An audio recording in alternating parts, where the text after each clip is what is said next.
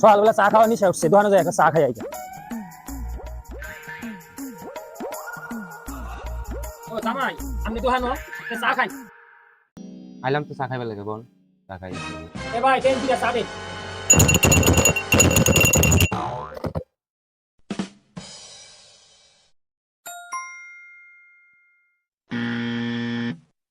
ও জামাই, চাটা স্বাদ হয়েছে গো।